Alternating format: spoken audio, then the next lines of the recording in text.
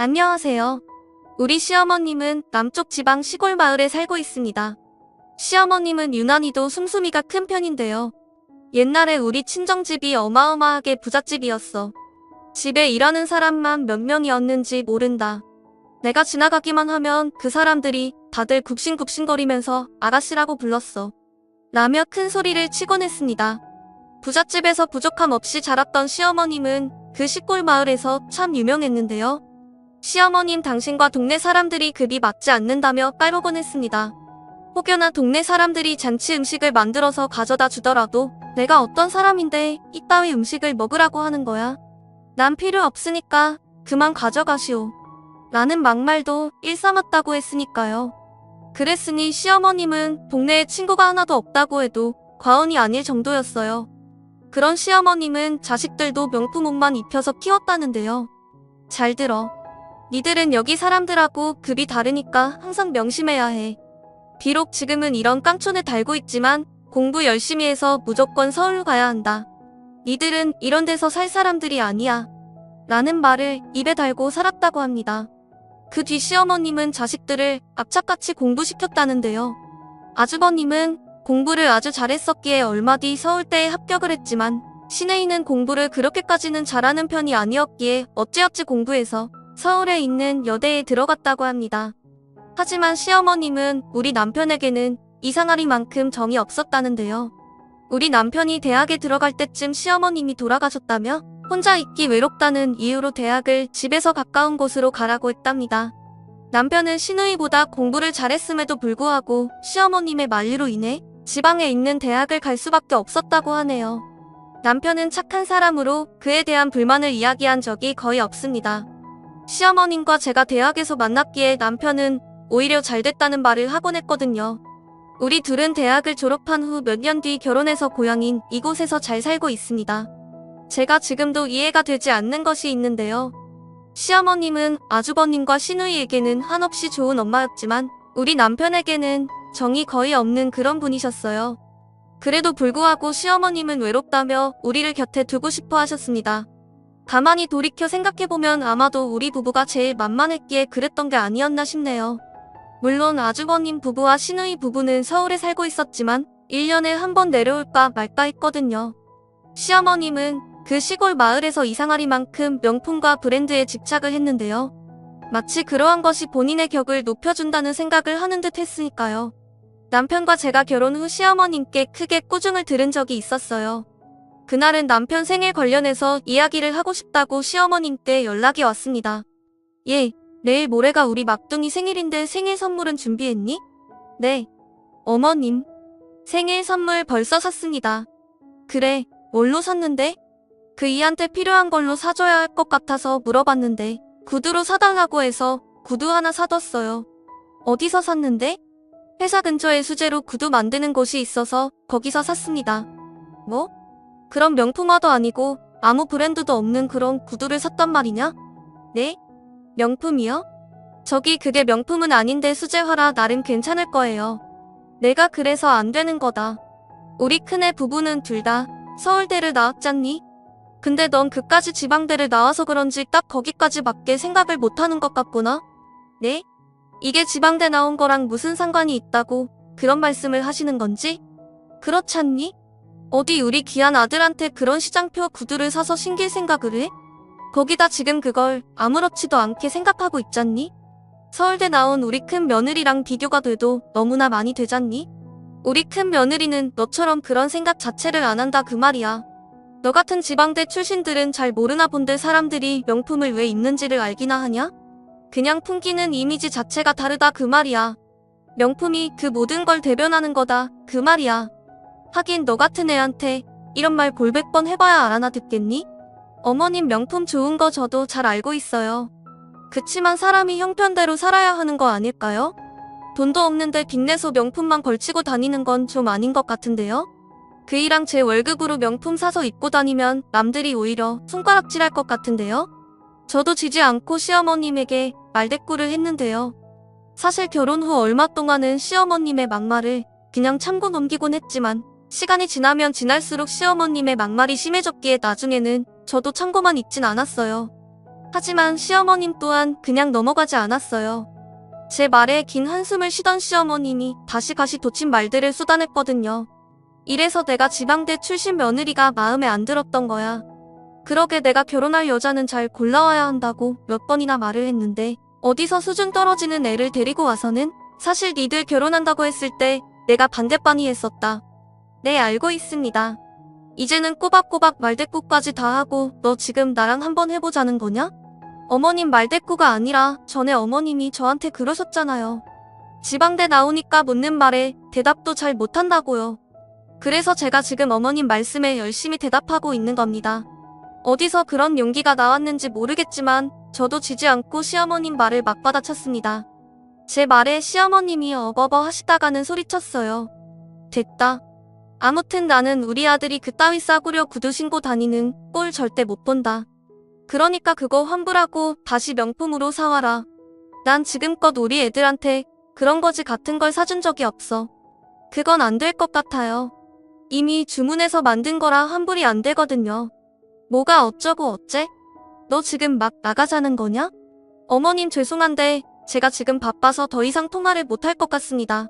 라며 제가 급히 전화를 끊었습니다. 그 뒤 시어머님이 남편에게 전화를 해서 난리를 치셨던 것 같은데 남편은 제게 말조차 꺼내지 않았어요. 아마도 시간이 지나면 지날수록 남편도 시어머님을 거짓 포기하다시피 한 건 아닌가 싶네요. 남편이 시어머님에게 아무리 잘해도 시어머님은 아주버님 부부와 시누이 부부만 챙길 뿐이었거든요. 그러다 어느 날 남편의 마음이 완전히 돌아서는 일이 발생을 했습니다. 평소에는 얼굴도 잘 비추지 않던 아주버님 부부와 시누이 부부가 시댁으로 내려온다고 연락이 왔었기에 우리 부부도 시댁으로 향하고 있었는데요. 잠시 후 시어머님이 제게 전화를 했어요. 예, 애들 먹어야 하니까 올 때 고기 좀 사와라. 고기요? 고기라고 하면 소고기를 말씀하시는 건가요? 그럼 한우 고기를 사와야지. 귀한 우리 장남이랑 딸이 오는데 돼지고기를 사오라고 하겠냐? 당연히 한우를 사와야지. 네, 알겠습니다. 근데 얼마나 사야 할까요? 그동안 시어머님이 사사건건 시비 아닌 시비를 걸곤 했기에 또다시 시달리고 싶지 않아서 시어머님에게 이것저것 꼼꼼히 물어보고 있었는데요. 넌 대체 혼자 할 수 있는 게 뭐냐? 그런 걸 뭘 다 물어보고 그래. 내가 알아서 많이 사오면 될 거 아니야. 아니, 저번에는 어머님께 안 물어봤다고 화를 내셔서 물어본 겁니다. 됐다. 많이 사와라. 알겠니? 라고 말을 하던 시어머님이 누군가에게 다시 말을 하고 있었어요. 대체 똑바로 하는 게 하나도 없다니까. 이래서 사람은 큰 물에서 놀아야 하는 거야. 지방대를 나와서 그런지 애가 얼마나 띨빵한지 모르겠구나. 그렇죠, 어머님. 동서가 좀 답답하긴 해요. 이래서 사람은 좋은 동네에서 살아야 하는 겁니다. 이 좁아터진 곳에서 사니까 시야가 좁아터진 거죠. 그래, 내 말이 맞다. 얼마 전에는 말이다. 지 남편 생일날 선물한다고 어디서 싸구려 구두를 사서 갖다 주지 않았겠니? 그래서 내가 명품으로 사서 주라고 하니까 변명만 주구장창 늘어놓으면서 말대꾸까지 하다구나. 어찌나 꼴 보기 싫던지. 진짜 어디서 저런 띨빵이를 데리고 와서는. 어머님 진정하세요. 그래도 어머님의 장남이랑 맏며느리는 서울대 나온 수재잖아요. 그렇구나. 니들이라도 있어서 얼마나 다행인지 모르겠구나. 시어머님이 휴대폰 종료 버튼을 누르지 않았다는 것을 잊은 것인지 형님과 함께 제 뒷담화를 하고 있었어요. 듣고 있는데 어찌나 열불이 터지던지 당장이라도 따지고 싶었지만 우선은 꼭 참고 말았습니다. 그렇게 잠시 후 정류점에 들려서 꽤 많은 양의 한우를 구매해서 시댁으로 향했는데요. 차에 올라타던 남편이 한숨을 내쉬며 말했어요. 아니, 왜 항상 우리가 이런 걸 다 사야 하는지 모르겠어. 요즘 들어 난 우리 엄마 아들이 아니라 어디서 주워왔다는 생각까지 드네. 그걸 이제야 느낀 거야? 난 이미 오래전부터 느꼈던 건데. 사실 어머님 당신한테만 참 함부로 하는 것 같긴 해. 옆에서 보고 있으면 우라통에 침이 흐른다니까. 그러게 나도 요즘은 회의감마저 드네. 계속 이런 식이면 가족이고 뭐고 그냥 영 끊고 살고 싶을 정도야. 남편이 불만 가득한 표정으로 긴 한숨을 내쉬었습니다. 그런데 그 뒤 시댁에 도착을 했는데 더욱 기가 막힌 일들이 우리를 기다리고 있었어요. 우선은 우리 부부가 집 안으로 들어갔음에도 불구하고 아주버님 부부와 시내 부부가 눈길조차 주지 않은 채 건성으로 인사를 건네며 TV를 보고 있었어요. 그런 모습에 남편과 저는 더 뻘쭘할 수밖에 없었는데요. 어쩌면 그들이 우리의 존재를 거부하고 있는 것은 아닐까 하는 생각마저 들었으니까요. 남편 또한 저와 같은 생각이었던지 슬픔 가득한 얼굴로 멀뚱멀뚱 서 있을 뿐이었어요. 얘 니들 뭐해, 얼른 가서 고기 구워야지. 니들 기다리느라 배고파서 다들 지쳤다. 얼른 고기 구워. 엄마, 우리는 손님 아니야? 왜 우리한테만 일 시키는 거야? 아니, 얘가 무슨 말을 하는 거야? 네 형네랑 누나네는 서울에서 내려왔잖니. 거기서 내려오느라 얼마나 힘들었겠어. 그니까 가까이서는 니들이 해야 하는 게 맞는 거지. 잠만 말고 얼른 들어가서 고기나 구워. 여보, 그냥 우리가 굽자. 제가 남편의 팔을 잡아 끌었는데요. 남편이 기가 막히다는 듯이 실소를 터뜨렸습니다. 제가 그런 남편을 달래듯 주방으로 들어가서 음식 준비를 한 뒤 다 같이 식사를 했는데요. 가족 누구도 우리에게 수고했다는 말 한마디조차 없었습니다. 그런 가족들의 행동에 남편의 표정이 점점 굳어져 가고 있었지만 가족들은 그런 남편을 여전히 상관조차 하지 않고 있었어요. 그러다가 잠시 후 시어머님이 우리 모두에게 통보하듯이 말했어요. 니들 흉내가 이번에 강남으로 이사를 가야 해서 나머지 전답도 다 팔까 한다. 강남으로 간다고 하는데 당연히 해줘야지. 사람은 모름지기 큰 물에서 놀아야 하는 거야. 역시 우리 어머님 멋지세요. 어머님 연세에 그렇게 깨인 생각하시는 분이 많지 않거든요. 당연하지. 비록 내가 지금은 이렇게 살고 있지만 예전에 우리 친정이 어마어마하게 부자였어. 그랬으니 내가 이렇게 깨일 수가 있었던 거고. 역시 우리 어머님이 최고예요. 형님이 온갖 아양을 떨어대고 있었는데 그런 형님의 말에 시어머님의 입이 귀에 걸려 있었어요. 그 순간 남편이 벌떡 일어나더니 화기애애한 분위기에 찬물을 끼얹듯 말했어요. 이 집에서 나는 자식이 아닌가 보네. 형이랑 누나 결혼할 때도 엄마가 땅 팔아서 집 사줬었잖아. 근데 이번에 또 해준다고? 땅도 얼마 남지도 않았는데 그걸 몽땅 팔겠다 그 말인 거네? 네가 뭔데 발끈하고 난리야? 내가 지금 발끈 안 하게 생겼어? 내가 아무리 미워도 그렇지 엄마 진짜 너무하네. 우리 결혼할 때 엄마가 땡전 한 푼 곧 해주기로 했어? 내가 모은 돈으로 결혼했고 다들 우리한테 결혼 선물 하나 해준 것도 없잖아. 그때까지만 해도 그냥 엄마를 이해하려고 했어. 근데 이건 진짜 아닌 것 같아. 아무리 생각해봐도 난 엄마 아들이 아니라는 생각만 드네. 앞으로 우리 찾지 마. 남편이 온몸을 부들부들 떨면서 시어머님에게 쏘아붙인 채 저를 데리고 그곳을 나와버렸습니다.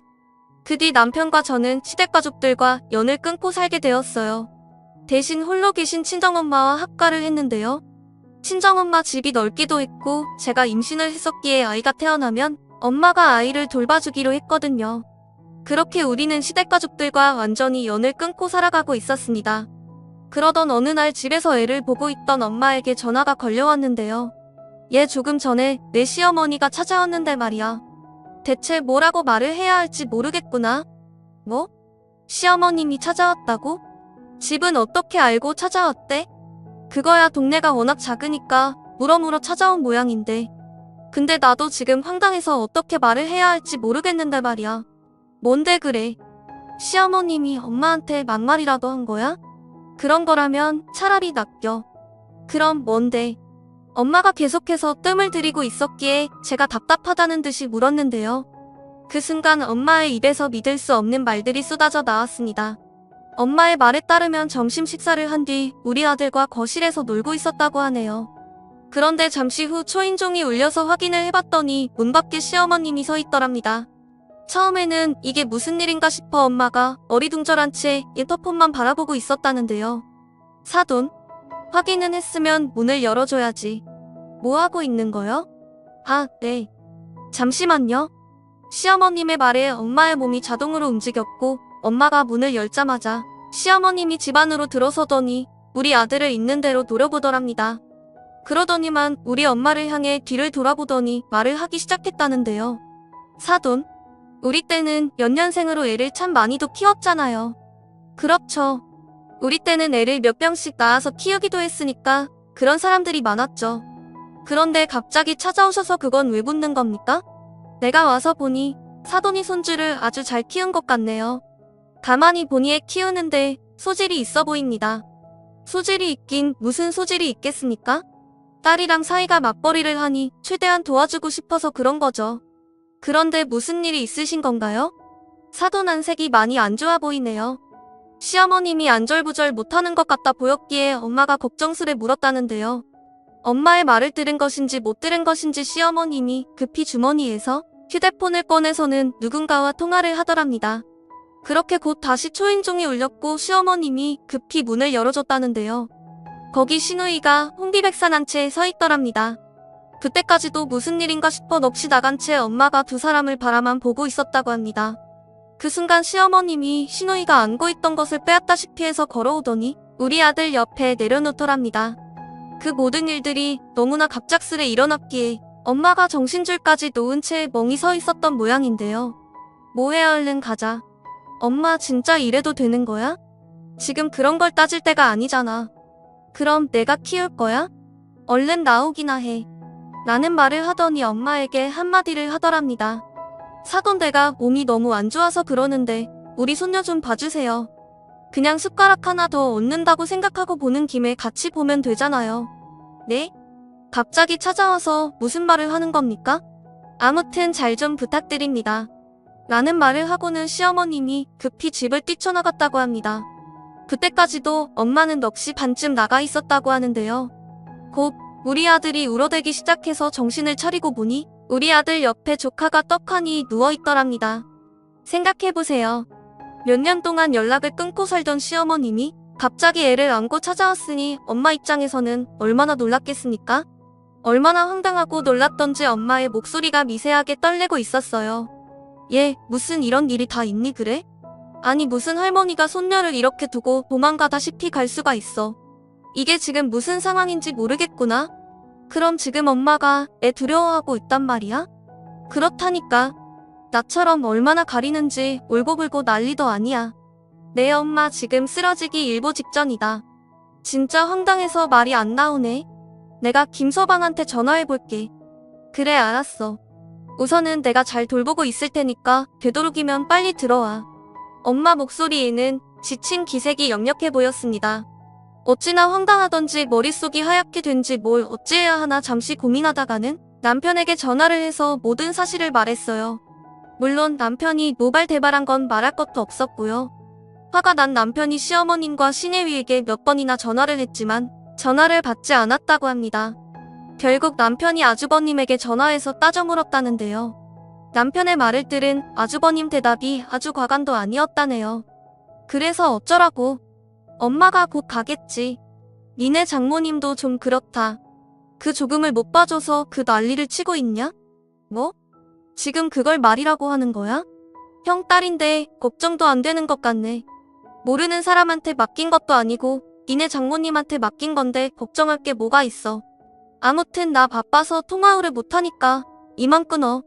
형 지금 제정신이야? 이런 식이면 나도 가만 안 있을 거야. 내가 가만 안 있으면 어쩔 건데. 가족끼리 뭐 어쩔 거냐고. 가족?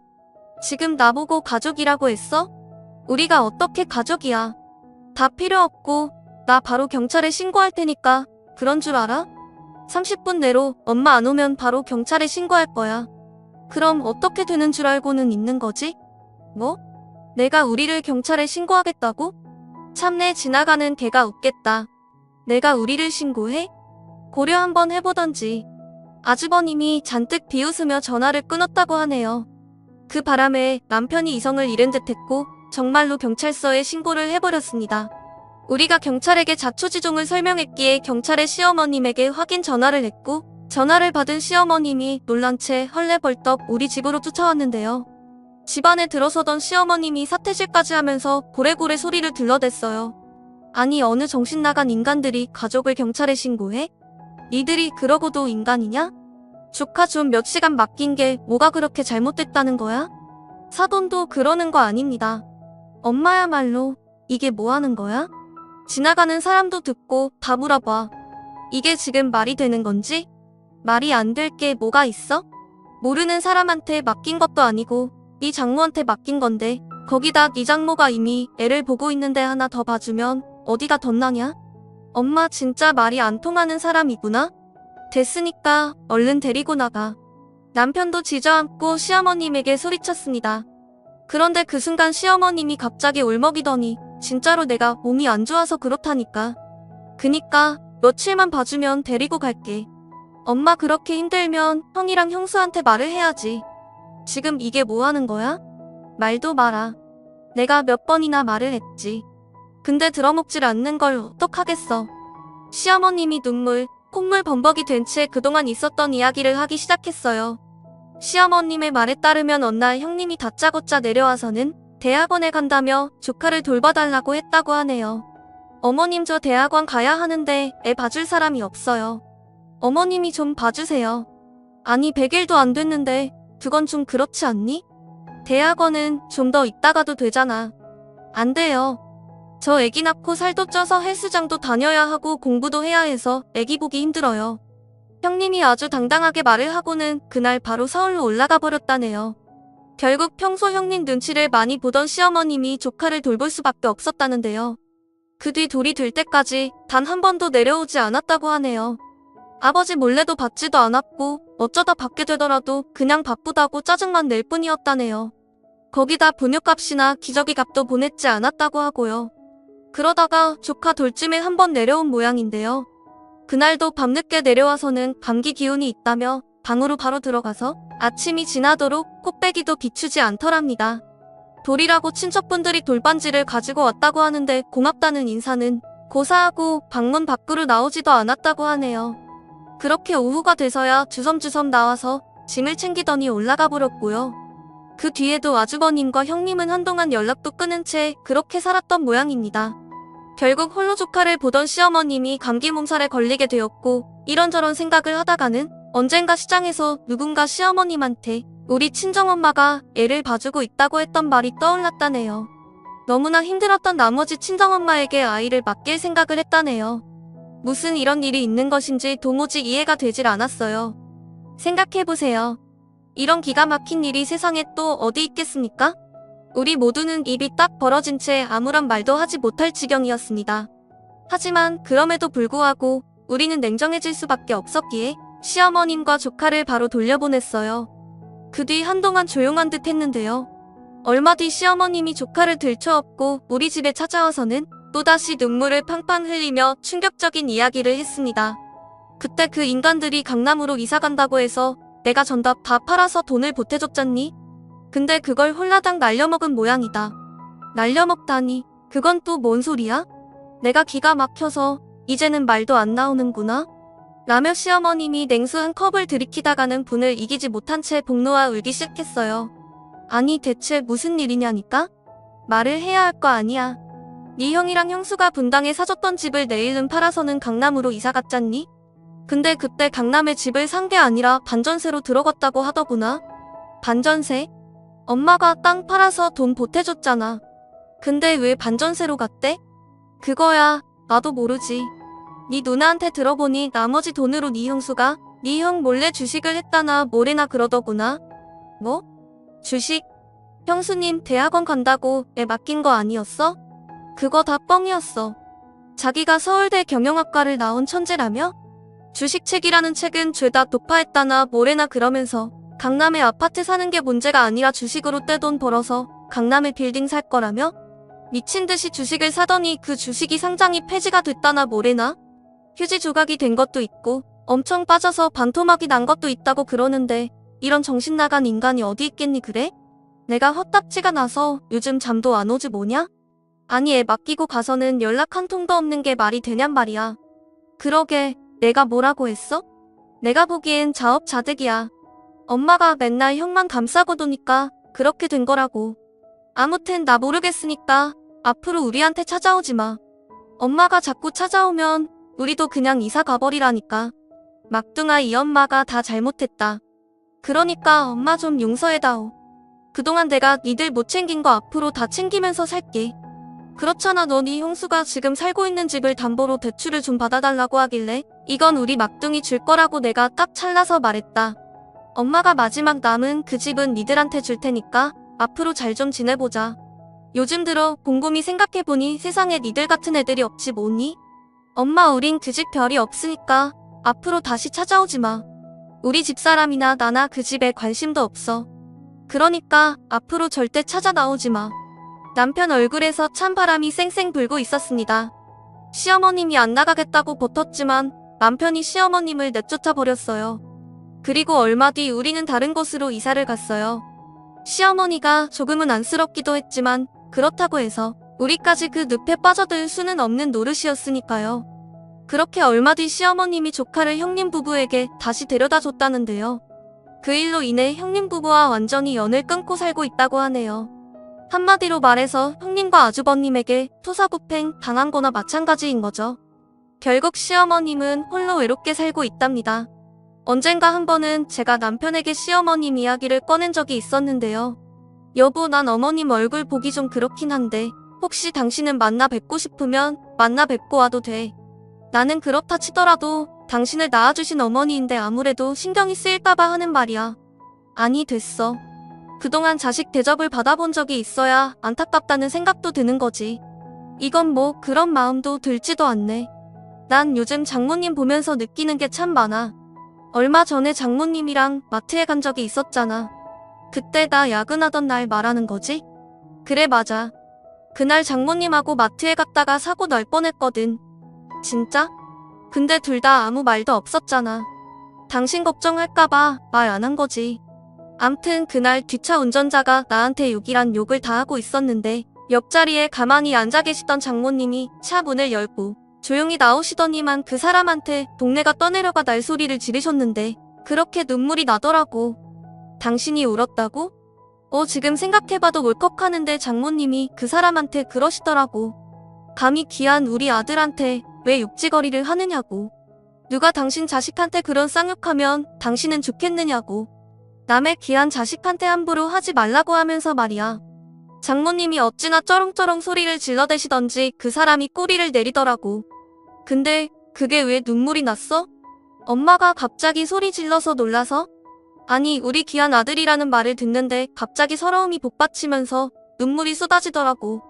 그때 생각이 나는지 남편의 눈시울이 다시금 붉어져 있었습니다. 그동안 남편이 얼마나 마음고생을 한 것인지 제 마음까지 아려왔어요. 그런 모습을 보며 도대체 시어머님은 당신 뱃속으로 낳은 우리 남편을 왜 그리도 차별한 것인지 도무지 이해가 되질 않았어요. 그 뒤 시어머님에게 몇 번의 연락이 더 왔었지만 우리는 모른 척하고 지내고 있답니다. 우리 엄마와 지내면서 남편도 많이 밝아졌는데요. 우리 엄마가 수시로 남편에게 귀한 우리 김서방이라는 말을 해주곤 하거든요. 엄마의 말에 남편은 그저 행복하다는 듯이 한박 웃음을 짓고 있고요. 그동안 고생만 한 우리 남편에게 행복한 일만 가득하길 바라봅니다. 오늘의 사연은 여기까지였습니다. 즐겁게 보셨다면 구독과 좋아요 부탁드립니다. 고맙습니다.